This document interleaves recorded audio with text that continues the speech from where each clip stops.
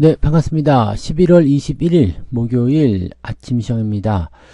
자, 일단 해외 증시 상황은 다우지수가 조금 올랐고요. 나스닥은 조금 내렸습니다. 장중에는 계속 하락세를 보이고 있었거든요. 근데 막판에 올라가고 있었기 때문에 일단 분위기는 괜찮을 것 같다 보여집니다. 엔비디아에 대한 실적 이야기 때문에 계속적으로 관심을 좀 많이 모으고 있었는데, 자, 장 종료하고 나서 엔비디아 실적 나왔고요. 그리고 근데 이제 시간외에서 엔비디아 주가는 지금 떨어지고 있거든요. 이제 그런 부분들 좀 같이 알아보긴 해야 될 것 같아 보여요. 그죠? 자, 그런 내용들 한 번씩 찾아보도록 하겠습니다. 일단 전체적인 분위기는 괜찮아 보이긴 하는데, 약세를 보이는 이유는 우크라이나의 어떤 확전 가능성, 이런 것들 때문이겠죠.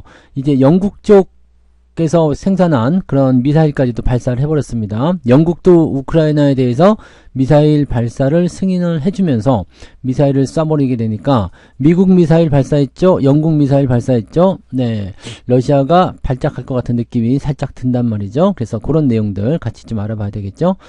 자, 뉴스 살펴보도록 합니다. 일단 가장 중요한 거는 엔비디아입니다. 네, 엔비디아는 지금 실적 발표 후에 시간에서 거래가 하락하고 있다, 뭐 이런 얘기인데, 이거 한번 보자고요. 네, 실적에 대한 부분들을 그렇게 나쁘게 봐야 되나 싶은 생각이 좀 있습니다만, 제가 말씀드렸죠. 매출은 좋을 거예요.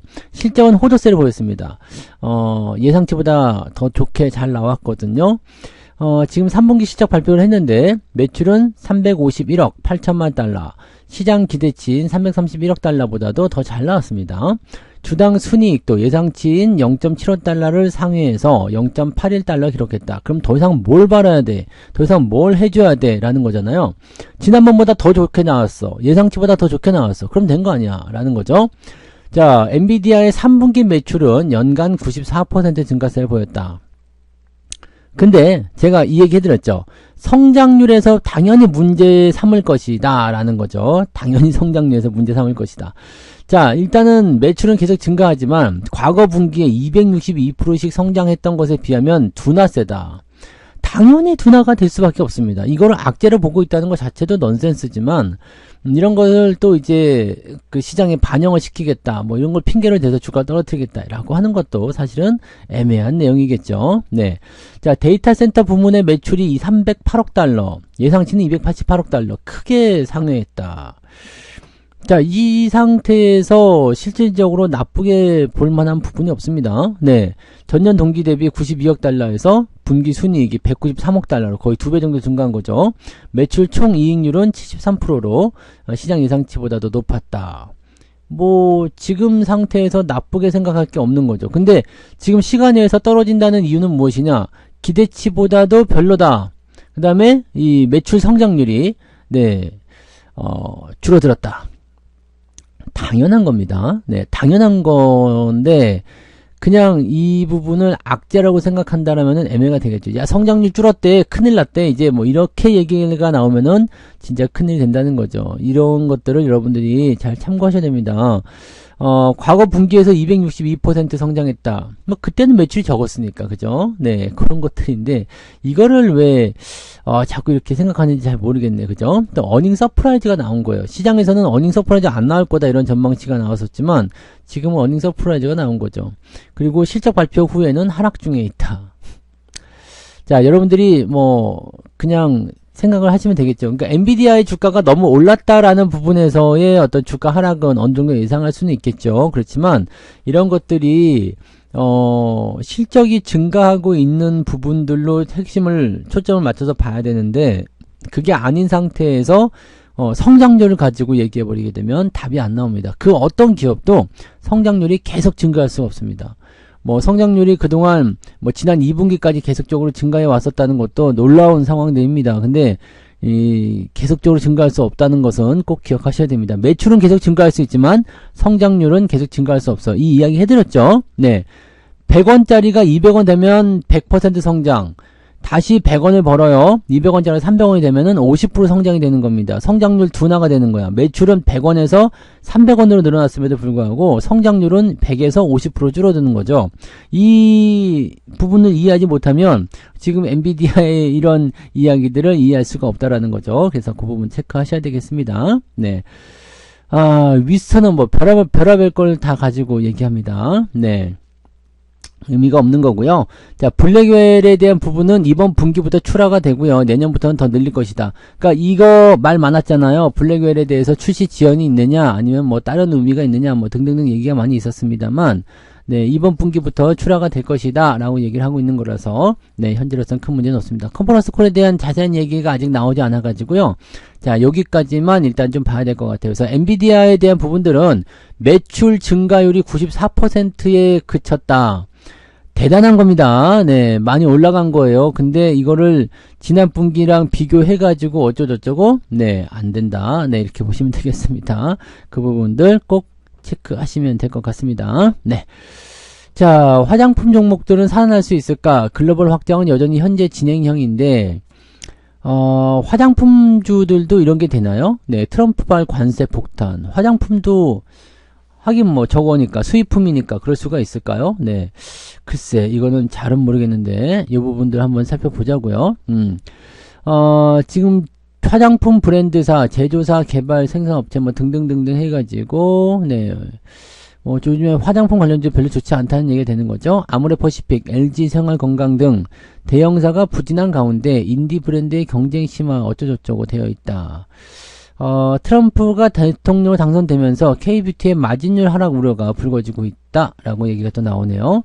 그러니까 수출에 대한 부분들에 대해서 뭐 최근에 그 화장품 수출에 대한 부분들이 이제 미국 쪽에서 긍정적으로 얘기가 나온다 뭐 등등 얘기가 나왔었잖아요. 근데 이런 내용들은 좀 네, 이제 이쪽에도 관세를 과연 많이 매길 것인가에 대한 부분이 텐데 그럴 수 있겠죠. 네, 10% 관세 공약, 이거는 화장품의 마진 축소로 이어질 가능성이 있다.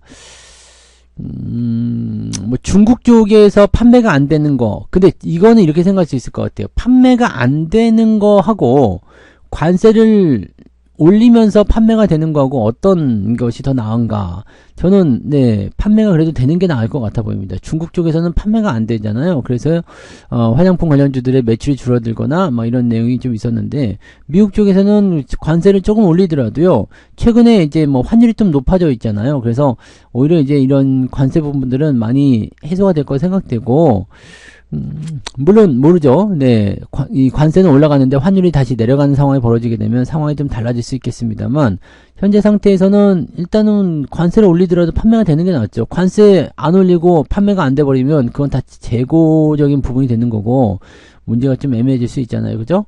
그래서 지금 상태에서는 화장품 관련한 부분에서는 일단 바닥이라는 부분들을 먼저 잡아내야 되겠죠. 네, 바닥이라는 부분 먼저 잡아내야 되겠고 가는 것들은 또 가요. 그죠? 가는 화장품들은 또 가고 있는데 지금은 이제 중국 쪽을 제외한 다른 쪽에서 움직임이 좀 있었지만 그것조차도 지금은 조금 애매해졌다라는 식으로 얘기가 나올 수가 있는 내용이 좀 되는 거죠. 그러니까 그런 정도까지 체크하실 필요 있을 것 같아 보입니다. 그죠? 화장품 관련주들은 아직까지는 네, 살펴볼 만한 부분들은 조금 부족하지 않나는 생각이 좀 있고 네, 개별적인 부분으로 네, 상승 추세에 어떤 기대치가 있는 종목들 위주로 보시는 것이 맞지 않을까 보여집니다. 자, 조선주에 대한 수주 기대감이 조금 더 커졌네요. 기대감이 커지는 조선5, 현대중공업, 하나오션, 현대중공업, 현대삼호, 현대미포 이렇게 되어 있는데 수주가 일단은 긍정적으로 진행이 되어 있습니다. 네, 예정치가 되어 있고 뭐 더 잘 될 것이다 되어 있고요. 자, LNG 교체가 끝나면 불황이다 라는 얘기가 있잖아요. 지금 제일 중요한 게 바로 이 LNG거든요. 이게 우크라이나와의 어떤 러시아 전쟁 이 부분을 가지고서의 뭐 문제점이나 이런 것들이 계속 나왔었다는 이야기입니다. 네, 근데 요 상황들이 이제 끝나게 된다면 문제가 되는 거 아니냐 이렇게 얘기가 나오시는 건데 여기서 우리가 생각해 볼 만한 부분 중에 하나가 있습니다. 어떤 거겠어요? 자, 조선주가 이제 호황의 어떤 시점, 그러니까 성수기로 들어갈 수 있겠는가, 바로 그 부분이죠. 제가 계속해서 말씀드렸던 부분입니다. 조선주들의 성수기가 들어오려면 사실은 경기 호황으로 들어가야지 가능하다고 그랬죠. 무역에 대한 부분들이 더 많이 늘어나고 이런 부분들이 더 좋아져야 됩니다. 근데 지금 조선주들을 일찌감치 우리가 관심을 가져줘야 되는 이유는 뭐냐? 바로 이 LNG선. 그러니까 생각하지 못했었던 부분에서의 어떤 그 변수가 생긴 거잖아요. 우크라이나 전쟁을 통해서 LNG선에 대한 수요가 늘어나게 되고 이런 식으로 됐기 때문에 이쪽에서 수주가 막 들어오기 시작했어요. 그러니까 이거는 특수선박이기 때문에 가격도 비싸. 그래서 사실은 이 무역적인 부분에서의 그렇게 큰 호황기가 아닌데도 불구하고 LNG선의 이런 증가를 통해 가지고 실적이 크게 늘어났습니다. 그런 부분이 내년까지 이어질 거다라는 전망이 나오고 있는 거죠. 그래서 슈퍼사이클이라는 부분들은 사실은 슈퍼사이클이 돌아왔다 보기는 어려워요. 이거는 이벤트성 사이클이라고 봐야 되겠죠. 그래서 그런 형태로 지금 진행되는 모양이다 라고 생각하시면 되고요. 근데 이제 LNG선에 대한 부분도 계속 늘어날 수는 없는 거거든요. 그러니까, 이게 이제 딱 끝난다라고 됐을 경우는 어떻게 될 것이냐라는 부분인데, 이렇게 되면 이제 전통적인 성수기, 즉 컨테이너선이나 이런 쪽으로 넘어갈 수 있는 상황이 만들어져야 되거든요. 과연, 내년도에 경기가 좋아질 것이냐, 그 부분에 대해서는 아직은 미지수다. 이렇게 볼 수밖에 없겠죠. 그래서 그런 내용들이 있다. 그렇게 된다고 하면, 이 선수 교체가 조금 자연스럽게 되면 괜찮을 것 같지 않겠습니까? 그죠? 그러니까 LNG선으로 되면은 괜찮을 것 같고 일단 내년도까지는 먹고 살 만한 부분들이 있죠. 수주에 대한 부분들이 계속 나오게 될 테니까 내년도까지는 괜찮아 보인다. 근데 전체적으로 점점 줄어들 수 있지 않겠느냐라는 식으로 가지 않겠는가라고 판단이 좀 되거든요. 자, 그렇게 된다면 이제 실적이나 이런 부분들이 내년도까지는 일단 담보되어 있기 때문에 상승할 수 있겠다. 이렇게 되어 있는데 미리 선반영을 한다든지 또는 경기가 좀 더 안 좋아지는 것 같아 라고 나오게 된다면 어떻게 될 것인가는 좀 봐야 되겠죠. 그런 부분들. 그래서 지금 일단은 호재다. 지금 일단은 호재. 지금 일단은 현재 시점에서는 내년에 봤자 얼마 안 남았네요. 이런 부분들까지는 계속 성장할 수 있는 가능성이 있기 때문에 긍정적으로 볼 수 있다라고 생각하시면 되는 거고요. 이 이후의 상황들은 약간 조심해야 되겠다. 그러니까 경기의 전망들을 잘 보면서 진행해 주셔야 되겠다라고 생각하시면 되겠습니다. 그 정도 패턴으로 생각하시면 편안할 것 같아요. 그래서 지금 조선주들에 대한 입장에서는 아직까지는 별다른 문제는 없어 보인다. 이렇게 가시면 되겠죠? 자, 그 다음에 또 넘어가서 볼까요? 이게 지금 보면은 이제 중국 쪽 부분도 문제가 되겠지만은 우크라이나 쪽에서의 그런 이야기들이 계속해서 전달이 되고 있기 때문에 이 환율에 대한 부분도 굉장히 좀 부담스러워요. 환율 나오는 이야기는 없나요? 환율 쪽 이야기 분명히 있을 건데요. 왜냐면 환율이 지금 1,400원 다시 넘어갔잖아요. 그리고 이 우크라이나와 러시아의 어떤 전쟁 이런 부분들은 여기 우크라이나 전쟁 격화 있네요. 근데 요 유가는 좀 내려갔네요. 오히려 전쟁 격화 근데 유가는 내려갔다. 그래 요거는 또 일단은 소비가 좀 줄어든다거나 그죠? 그렇게 되면은 나쁘지 않을 수 있겠는데 유가는 또 어떻게 변하고 있는지 금값도 요즘에는 또 애매한다는 얘기가 있고요. 그 다음에 도지코인이 또 계속 급등하고 있고 코인 쪽도 지금 계속 올라가고 있죠. 트럼프가 정부 기간을 한다는 얘기가 있었던 것 같아요. 그러다 보니까 그런 여기 있네요. 비트코인 친 비트코인 약속한 트럼프 백악관의 가상화폐 전담직을 신설하겠다. 이런 식으로 얘기 나옵니다. 재밌는 일이죠. 자, 가상화폐를 전담하는 자리를 두는 것은 이번이 처음이고 실제로 생길 경우에 가상화폐 업계가 행사하게 될 영향력을 보여주게 될 수도 있다. 가상화폐에 대한 그 정책을 어떤 식으로 펼칠지는 모르겠습니다만 이 가상화폐를 기축통화로 만드는 일까지는 없을 거예요. 그럴 수는 없겠죠. 당연히 그러면 안 되겠죠. 그렇게 될 것이고, 이 가상화폐에 대한 부분들은 이제 상품이라든지, 그런 쪽으로 이제 인정을 해주겠다라는 부분들은 나타날 수가 있죠. 그러니까, 지금도 ETF나 이런 쪽으로, 이 돈이 되는 쪽이니까, 그죠? 돈이 되는 쪽이니까 그쪽으로 해서 뭔가 만들겠다라는 쪽은 나타날 수가 있습니다. 그래서, 가상화폐가 지금 계속 상승세 보여주고 있죠. 실제로 이쪽 부분에서, 잘 해보겠다. 그런 쪽으로 얘기가 나왔기 때문에, 물론 이게 이제 뭐 대통령으로 취임을 하고 나서 계속적으로 이제 이쪽 정책을 추진할 것인지 아니면 또 딱 얼굴을 바꿀 것인지는 가봐야지 알겠습니다만, 네, 미국이 지구의 가상화폐 수도이자 세계의 비트코인 슈퍼파워가 되도록 노력하겠다, 이런 식으로 했다는 것이 되는 거니까, 이렇게 되는 부분이 있으면은 이제 친화적인 어떤 정책, 이런 것들이 또 진행될 수 있는 상황이 될 수가 있겠죠. 네. 아무튼 그런 부분들이고, 디지털 자산을 규제하려고 했었던, 네, 게리 겐슬러 증권거래위원장을 해고하고, 가상화폐 관련 대통령 자문위원회를 신설하겠다. 이거 근데 해고가 마음대로 되는 건가? 이게 좀 너무 이상하게 가는 거 아닌가 싶은 생각도 좀 있습니다.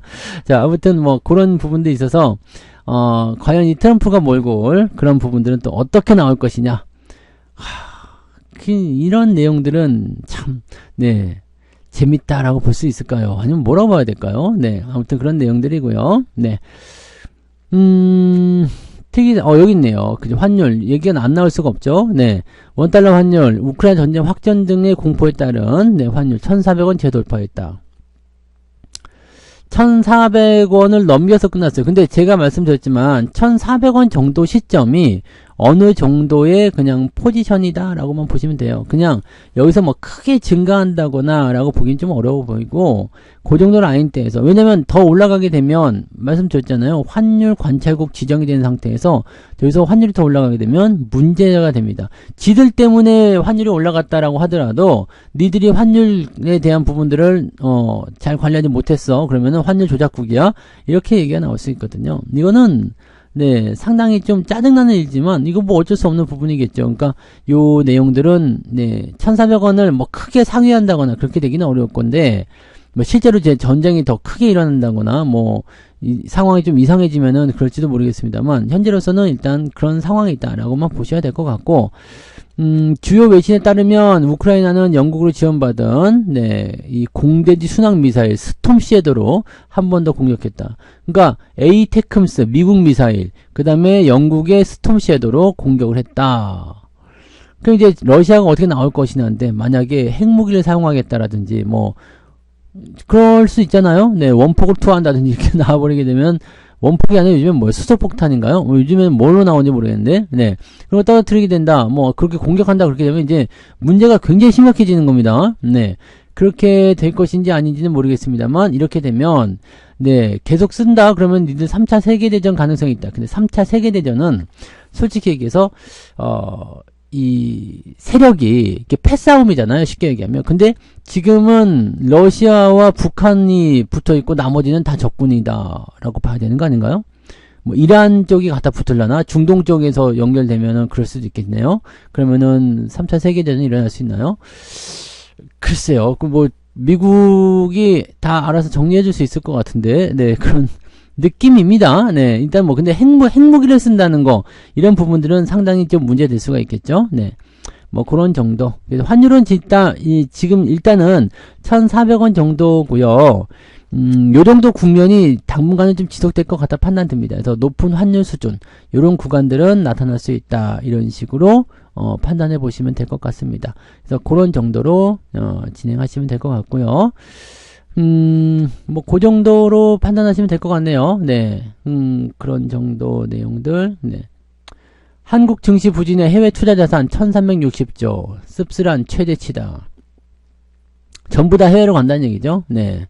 전부 다 해외로 간다. 이런 분위기를 계속 만들고 있다는 얘기죠. 네. 계속 만들고 있으니까, 실질적으로 이제, 기관조차도 국내 시장에 투자를 하지 않겠다라고 얘기가 나오게 되면, 이거는 네, 굉장히 애매한 거 아니겠습니까? 또 국민들의 해외 투자 자산이 늘어난 것은 수익률 저조한 국내 증시 회피하려는 결과다. 그러니까 실제로 국내 증시에 대한 어떤 기대치가 없다라고 하니까, 네, 이렇게 나오게 되면은 부담이 좀 될 수 있는 상황이 되는 거 아니겠습니까? 그러니까 제 생각에서는 네, 일단 국내 증시를 먼저 네, 끌어올리는 뭔가 정책이 필요한데, 지금 시장에서는 그런 걸 전혀 하고 있지 않는 게 굉장히 답답한 얘기죠. 네. 그래서 이런 부진의 상황들이 뭐 어떻게든 간에 어떤 계기를 통해서 전환되는 모습이 나타나긴 하겠지만 이렇게 망하진 않을 거 아니에요. 그러니까 어떻게 변화는 있겠습니다만 그 변화의 시점이 빠르면 네 지금부터 시작이 좀 됐으면 좋겠어요. 24년도 들어서면서 특히 이제 이 후반부 들어가면서 그 한국 증시가 점점 더 이 포지션이 낮아진 형태로 갔었단 말이에요. 그러니까 그 내용들을 우리가 좀 보셔야 될 것 같습니다. 이거는 기관 쪽에서 뭔가 움직임을 좀 바꿔줘야 되는 거 아닌가 싶은 생각도 좀 있는데 기관도 여전히 시원찮고 기관조차도 지금 현재로서는 네 해외 투자를 더 늘리겠다라고 얘기가 나오는 부분들이라 더 안타까운 내용들이겠죠. 네. 자, 아무튼 요 정도 일단 보시면 되겠습니다. 오늘은 가장 중요했던 것은 엔비디아 쪽, 네, 부분이기 때문에 엔비디아 실적은 일단 좋게 나왔습니다. 우리나라 기업들이 어떻게 반응할 것인지, 주가가 어떻게 반응할 것인지는 좀 봐야 되겠죠. 일단은 긍정적인 포지션인데 시장에 돈이 돌지 않는다든지 등등에 나온 게 되면 네. 그런 것들은 좀 참고해 볼 필요 있겠죠. 그래서 뭐 상황 자체는 나쁘지 않고 네 주가 흐름도 지금 보시면 해외 증시 상황에서 보시면 후반부에 올라가는 모습이었기 때문에 네 나쁘지 않을 것 같습니다. 그래서 그런 쪽으로 기대감을 좀 가져보시면 되겠습니다. 자 그런 쪽으로 보고요. 자 오늘 여기서 마치도록 합니다. 저는 장중시장 때 다시 올게요. 고맙습니다. 본 방송에서 제공되는 모든 정보는 투자 판단의 참고 자료이며 투자의 최종 책임은 본 방송을 이용하는 본인에게 있습니다.